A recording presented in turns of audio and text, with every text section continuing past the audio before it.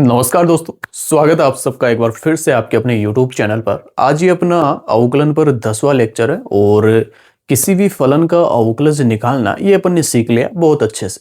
बिल्कुल बेसिक से अपन ने शुरू किया था और जो अच्छे अच्छे फलन हैं जो डिफिकल्ट होते हैं उनका भी अपन ने किया है और सभी फलनों का अपन ने करना सीख लिया है अवकलन। अब आज के इस लेक्चर में जब मैंने तीसरा लेक्चर लिया था अवकलन का, वहां पर ग्राफीय विधि से मैंने अवकलन को समझाया था। वहां पर कुछ फॉर्मूले मैंने आपको लिखवाए थे तात्क्षणिक परिवर्तन की दर ज्ञात करने के लिए। उस फॉर्मूले को काम में लेकर एक बार कैसे हम किसी भी फलन का अवकलज कर सकते हैं उसके लिए मैं एक दो एग्जांपल ले रहा हूं। ये केवल सीखने के लिए हमें पता होना चाहिए। भाई फॉर्मूले तो अपन ने सीख लिए, कोई भी फलन हमें दिया जाए उसका अवकलज हम उनकी मदद से निकाल देंगे, लेकिन जो तरीका है, भाई क्या मेथड है किसी भी फलन का अवकलज निकालने का, उसके पीछे की क्या क्रिया रहती है, उसे समझने के लिए मैं उस विधि से आपको करवा के बता रहा हूं एक दो क्वेश्चन। बाकी जो बच्चे नीट की तैयारी कर रहे हैं वो छोड़ सकते हैं इस लेक्चर को, अगले लेक्चर में बढ़ सकते हैं। बाकी जो क्लास 11th में है और क्लास 12th में है, मुझे लगता है उनको ये लेक्चर लेना चाहिए। यदि चीज़ों के पीछे का लॉजिक पता रहता है तो अच्छा रहता है, उनको याद करने में आसानी रहती है और समझने में कोई बुराई नहीं है।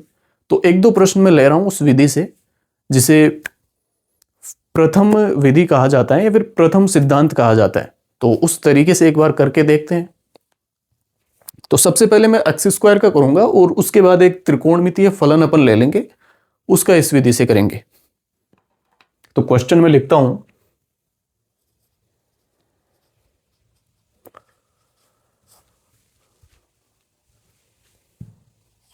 y बराबर एक्स स्क्वायर का, या फिर फलन लिखते हैं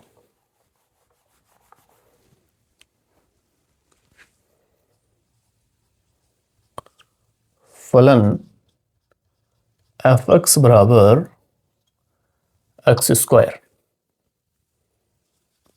का एक्स के सापेक्ष अवकलज ज्ञात करो। भाई ये तो पता है ना कि अवकलज क्या होता है और अवकलन क्या होता है, ये मैंने आपको बता दिया। अवकलज तो अपन निकालेंगे ही, जो लास्ट में मान निकल करके आएगा। बाकी जिस विधि को यूज में लेते हुए हम करते हैं वो अवकलन कहलाती है। अब यहां पर मैं वो फॉर्मूले आपको बता देता हूं पहले, कौन कौन से वो फॉर्मूले थे। सबसे पहले मैंने वहां पर दो फॉर्मूले आपको लिखवाए थे, एक तो औसत परिवर्तन की दर के लिए और दूसरा था तात्क्षणिक परिवर्तन की दर के लिए। पहले मैं औसत परिवर्तन की दर वाला फॉर्मूला लिखता हूं।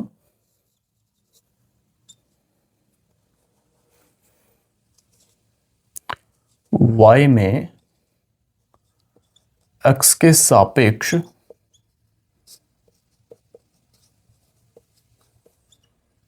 परिवर्तन की औसत दर,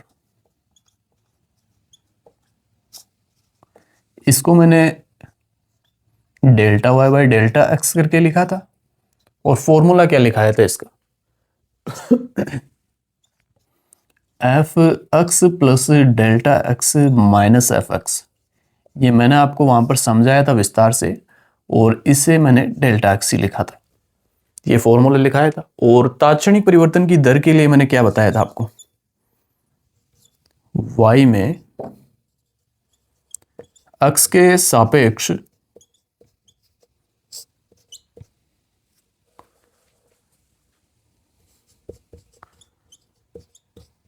परिवर्तन की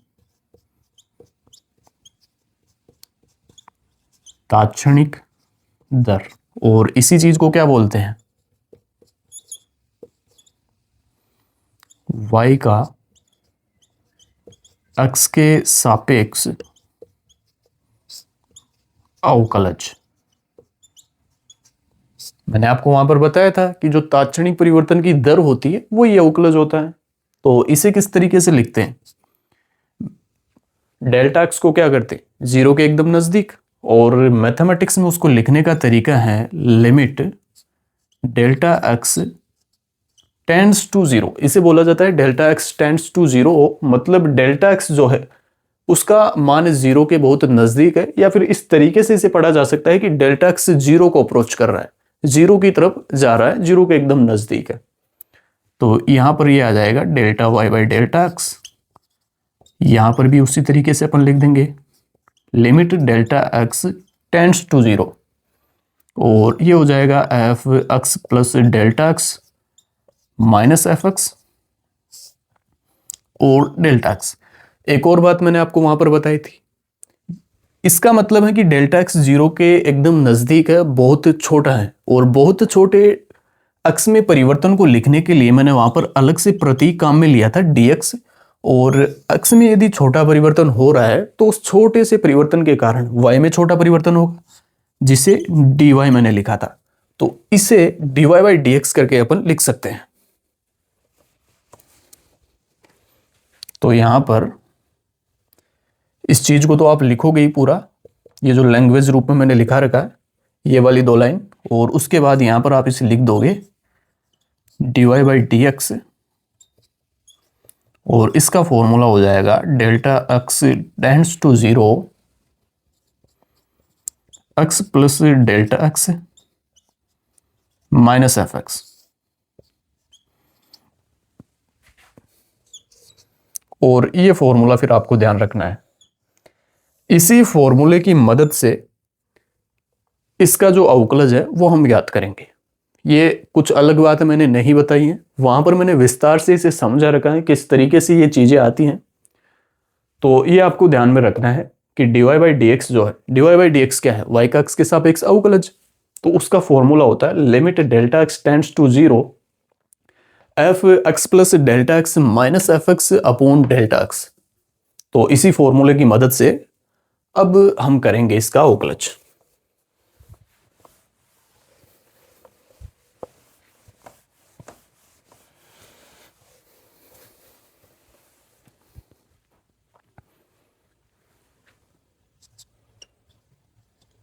सबसे पहले फॉर्मूला लिखता हूं मैं, y का x के सापेक्ष अवकलज करना है तो dy बाई डी एक्स क्या होता है, अभी लिखा है formula limit delta x tends to zero f x plus delta x minus f x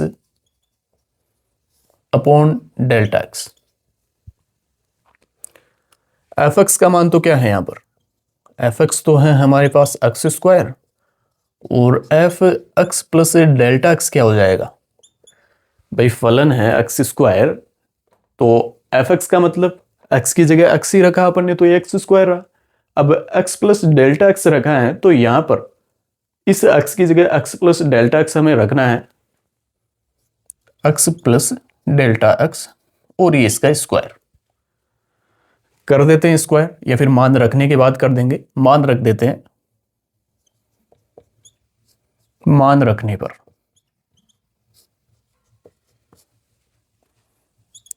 dy by d x बराबर हो जाएगा limit delta x tends to zero, ये हो जाएगा एक्स प्लस डेल्टा एक्स का square minus x square upon delta x. dy by d x यहां से हमें मिल जाएगा limit delta x tends to zero, ये हो जाएगा x square plus delta x square plus two x delta x minus x square, a plus b का whole square, ये फॉर्मूला आपको पता होगा,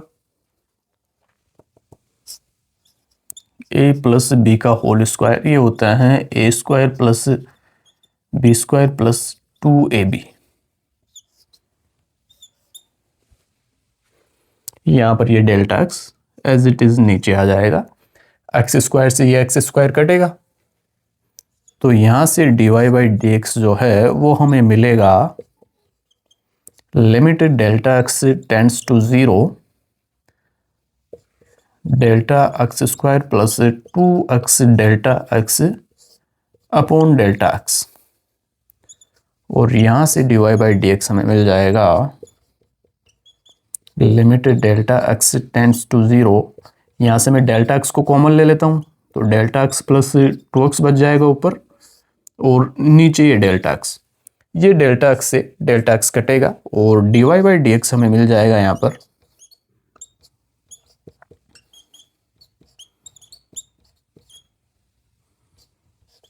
delta x plus 2x।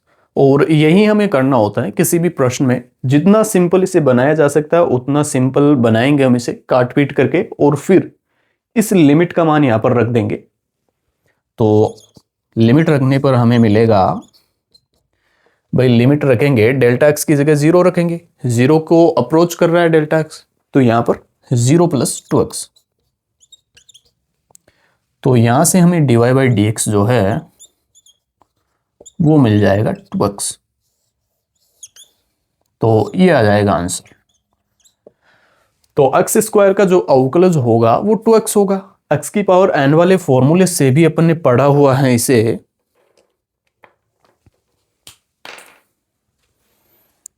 D बटे D x x की पावर n, ये होता है एन एक्स की पावर n माइनस 1। तो यहां से डी बटे डी एक्स एक्स स्क्वायर ये 2x होता है।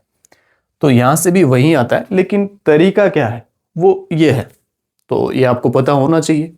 बाकी फॉर्मूलों से आप इसे कर सकते हो, वो कर लोगे, आपको बहुत प्रैक्टिस मैंने उनकी करवा दी है। अब एक और फलन अपन ले लेते हैं, त्रिकोणमितीय फलन लेते हैं, साइन का अपन कर लेते हैं एक और। तरीका यही रहने वाला है, इसी तरीके से अपन करेंगे।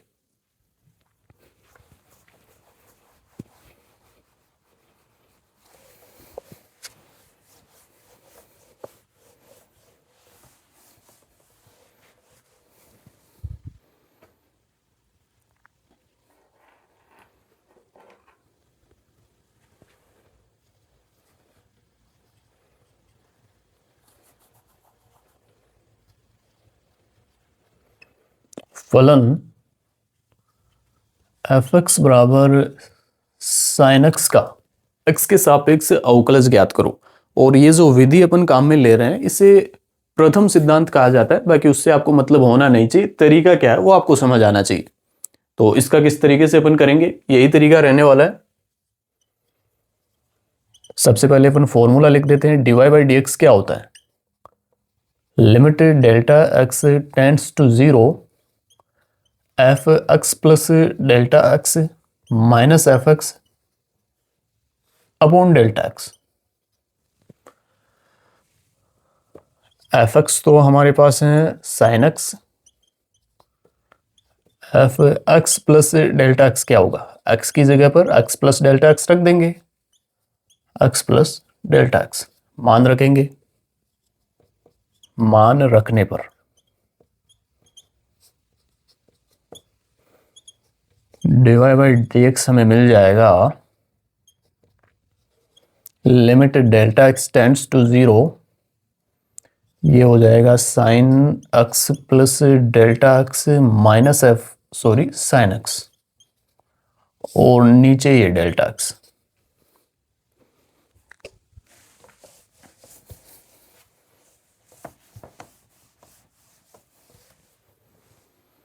अब यहां पर त्रिकोणमिति में मैंने आपको फॉर्मूला लिखाया है एक, साइन ए माइनस बी का, sign a minus sine B का। वो फॉर्मूला यहां पर हमें काम में लेना है। और क्या होता है वो formula, sine a minus b ये होता है 2 cos a plus b by 2 sine a minus b by 2। ये फॉर्मूला मैंने आपको वहां पर लिखवाया हुआ है, एक्स और वाई के रूप में लिखाया है, लेकिन इसी पैटर्न में हो। तो वो फॉर्मूला हमें यहां पर काम में लेना है, और फॉर्मूले आपको याद होने चाहिए। तो यहां पर आप रखोगे dy by d x, limit delta x tends to 0, रखो मान साइन, यहां पर गलती कर दी अपन ने, ये साइन ए माइनस बी का फॉर्मूला नहीं है, sign a minus sine B का है।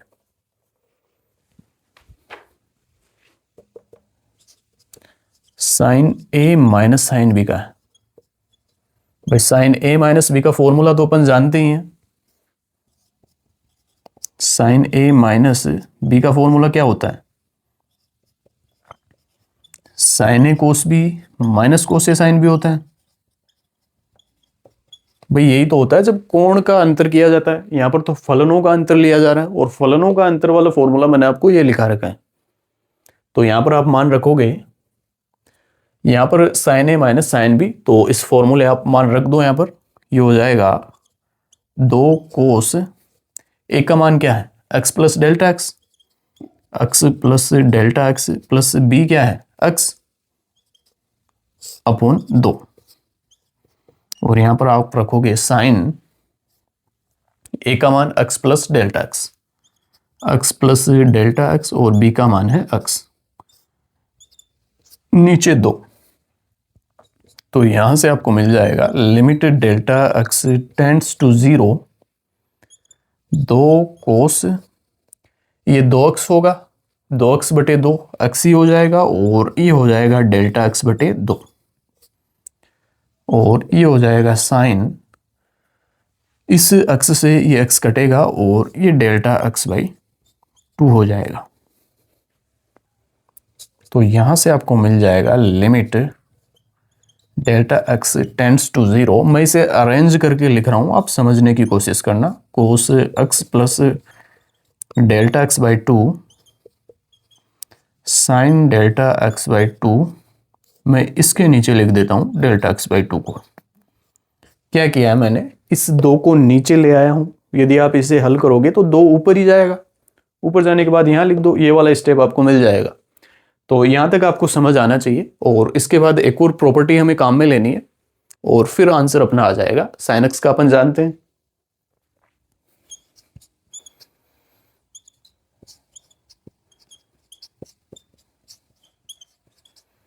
साइन एक्स का क्या होता है, कोस एक्स होता है अवकलज, तो कोस एक्स आना चाहिए।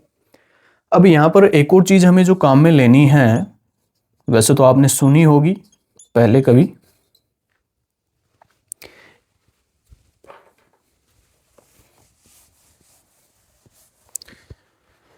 एक चीज आपने सुनी होगी कि थीटा जब बहुत छोटा होता है, 0 के एकदम नजदीक होता है, तो साइन थीटा जो है, साइन थीटा वो लगभग थीटा के बराबर होता है। ये बात आपने सुनी होगी पहले। तो इसी बात को अपन काम में लेंगे यहां पर। थीटा 0 के एकदम नजदीक का मतलब क्या है, इसे अपन इस तरीके से लिख सकते हैं, थीटा अप्रोच कर रहा है 0 की तरफ, 0 के एकदम नजदीक। तो यहां से अपन इसे लिख सकते हैं, मैं इस थीटा को इस तरफ भेज देता हूं, साइन थीटा बत्ते थीटा जो है वो लगभग बराबर होता है 1 के, कब, जब थीटा जो है वो 0 की ओर अप्रोच कर रहा हो, और लगभग नहीं, ये 1 के बराबर ही होता है। तो आप इसे एक ही रखो, यहां पर 1 के बराबर होता है, क्योंकि बहुत छोटा यदि कोण लेते हैं अपन 0 के एकदम नजदीक बिल्कुल पास वाला, तो उसके लिए ये बात सही है। तो यहां पर जो साइन डेल्टा एक्स बाई 2 बटे डेल्टा एक्स बाई 2 है, भाई यहां पर थीटा है, थीटा की जगह यहां पर डेल्टा एक्स बाई 2 है, तो इसका जो मान है वो 1 हो जाएगा। तो यहां पर आप मान रखोगे dy by d x, delta x का यहां पर तो मान आप 0 रख दोगे, कोस x प्लस डेल्टा एक्स का 0 बटे 2, और ये जो है वो 1 हो जाएगा। और आप यहां पर कोष्टक में लिख दोगे इस बात को कि limit theta tends to 0 sine theta बटे थीटा जो है वो 1 होता है। और ये प्रॉपर्टी आपको ध्यान में रखनी है कि थीटा का मान जब 0 के एकदम नजदीक होता है या फिर थीटा बहुत छोटा होता है, तो साइन थीटा का जो मान है वो थीटा के लगभग ही होता है। तो यहां से जो dy बाई डी एक्स है वो आपको मिल जाएगा कोस एक्स, भाई 0 बटे 2 ये तो 0 हो ही जाएगा, और ये आ जाएगा कोस एक्स। तो इस तरीके से अपन कर सकते हैं, और फॉर्मूलों में मैंने आपको लिखवाया ही है कि साइन एक्स का जो अवकलज होता है वो कोस एक्स होता है। तो ये तरीका है, मैंने आपको केवल समझाना चाहा है कि किस तरीके से चीजें आ रही हैं, ताकि रटो नहीं आप चीजों को, समझते हुए चलो आप आगे, क्योंकि रटने के लिए बहुत सारी चीजें हैं। मैं खुद तुम्हें बताऊंगा कई चीजें जो आपको रटनी होगी, वैसे बहुत कम चीजें होगी ऐसे, ज्यादातर अपना फोकस रहेगा चीजों को समझने पर।